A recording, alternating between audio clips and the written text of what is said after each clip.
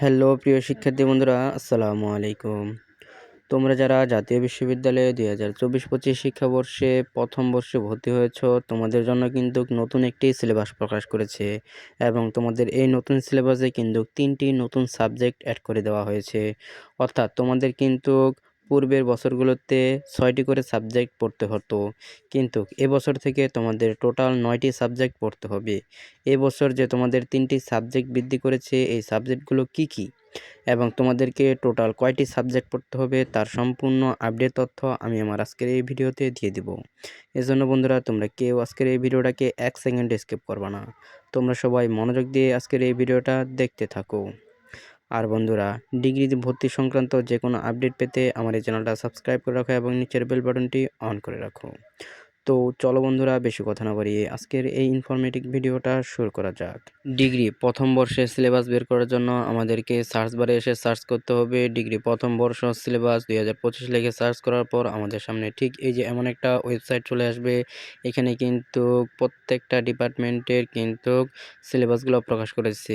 এখান থেকে তোমার যেই ডিপার্টমেন্টের সিলেবাস বের করার দরকার, তুমি সেই ডিপার্টমেন্টের সিলেবাসের উপর ট্যাপ করবে। সেখানে ট্যাপ করার পর তোমার সামনে ঠিক এই যে এমন একটা সিলেবাস কিন্তু চলে আসবে। এখানেই হচ্ছে মূলত যে আসল কথাটা সেটাই, যে এই যে দেখো এখানে যে তোমরা সিলেবাসটা দেখতে পাচ্ছ, এই সিলেবাসটা কিন্তু 2024-25 শিক্ষাবর্ষের শিক্ষার্থীদের জন্যই কিন্তু প্রযোজ্য। এটা আর অন্য কোনো বর্ষের শিক্ষার্থীদের জন্য কিন্তু প্রযোজ্য নয়। বুঝতে পারছো? এই যে এখানে তোমাদের কিন্তু কোর্স, যে তোমাদের কোর্স কিন্তু 3 বছর মেয়াদি কোর্স। এইখানে কিন্তু তোমাদের কোনো পরিবর্তন আসেনি। তোমাদের প্রথম বর্ষ, দ্বিতীয় বর্ষ এবং ফাইনাল ইয়ার বা তৃতীয় বর্ষ, এই 3টা ইয়ারেই কিন্তু তোমাদের ডিগ্রি কিন্তু কোর্স শেষ হয়ে যাবে। বুঝতে পারছো? শুধু তোমাদের পরিবর্তন আসছে কোথায়? তোমাদের পরিবর্তন আসছে শুধু এই যে এখানে তোমাদের সাবজেক্টের বেলায় তোমাদের শুধু পরিবর্তনটা এসেছে। তোমাদের পূর্বে কিন্তু 6টি সাবজেক্ট পড়তে হতো। এবছর থেকে তোমাদের টোটাল 9টি সাবজেক্ট পড়তে হবে। বুঝতে পারছো? 9টি সাবজেক্ট কী কী পড়তে হবে? এবছর থেকে তোমাদের যে বিষয়গুলো আবশ্যিক করে দিয়েছে সেটা হচ্ছে ইংলিশ প্রথম পার্ট। ইংলিশ প্রথম পার্টটা এবছর কিন্তু নতুন করে যুক্ত হয়েছে। আর এরপর যে বিষয়টা সেটা হচ্ছে আইসিটি, তোমাদের তথ্য ও যোগাযোগ প্রযুক্তি। এটা কিন্তু তোমাদের এবছর থেকে তোমাদেরকে পড়তেই হবে। এটা আবশ্যিক একটা বিষয়। এটা 4 ক্রেডিটে পরীক্ষা হবে। এরপর হচ্ছে বাংলাদেশের ইতিহাস, ভাষা, সংস্কৃতি এবং পরিচয়। এটাও কিন্তু তোমাদের এবছর থেকে নতুন করে অ্যাড করে দিয়েছে। এটাও তোমাদের আবশ্যিক একটা বিষয়। এটাও তোমাদেরকে পড়তেই হবে। এরপর তোমাদেরকে যেটা বলেছে সেটা হচ্ছে ঐচ্ছিক বিষয় এবং অনৈচ্ছিক বিষয়। তোমাদের কিন্তু আরও 6টা সাবজেক্ট রয়েছে। এখানে ঐচ্ছিক 3টি এবং অনৈচ্ছিক 3টি। ঐচ্ছিক 3টি হচ্ছে তোমাদের প্রথম পত্র, আর ঐচ্ছিক 3টি যেই বিষয়ে যেই 3টা সাবজেক্ট সেটা হচ্ছে তোমাদের দ্বিতীয় পত্র। টোটাল তোমাদের এখানে ঐচ্ছিক থেকে 3 গুণন 4 12 ক্রেডিট, আর হচ্ছে ঐচ্ছিক 3টি বিষয় যেটা দ্বিতীয় পত্র সেখান থেকে তোমাদের 12 ক্রেডিট। তাহলে তোমাদের টোটাল 36 ক্রেডিটের পরীক্ষা হবে কিন্তু ডিগ্রি প্রথম বর্ষে। এখানে তোমাদেরকে বলছে গুচ্ছ, এই যে তোমাদের যে প্রথম ক গুচ্ছ আছে, ক গুচ্ছ থেকে তোমাদেরকে টোটাল 2টি সাবজেক্ট কিন্তু নিতে হবে। বুঝতে পারছো? এরপর তোমাদের খ গুচ্ছ থেকে টোটাল 1টি সাবজেক্ট, টোটাল হচ্ছে তোমাদের 3টি। এরপর হচ্ছে তোমার গ গুচ্ছ থেকে তোমাকে 2টি নিতে হবে সাবজেক্ট। এরপর হচ্ছে ঘ গুচ্ছ থেকে তোমাদেরকে আবার 2টি সাবজেক্ট, এখান থেকে তোমাকে 1টি সাবজেক্ট নিতে হবে।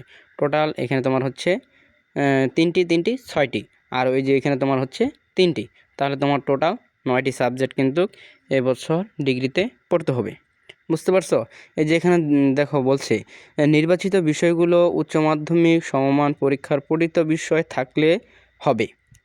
বুঝতে পারছো? তবে মৃত্তিকা বিজ্ঞান, প্রাণ রসায়ন, গার্হস্থ্য অর্থনীতি, ভূগোল ও পরিবেশ বিষয়ে যদি থাকে তাহলে বিষয়গুলো শর্তটি শিথিল থাকবে।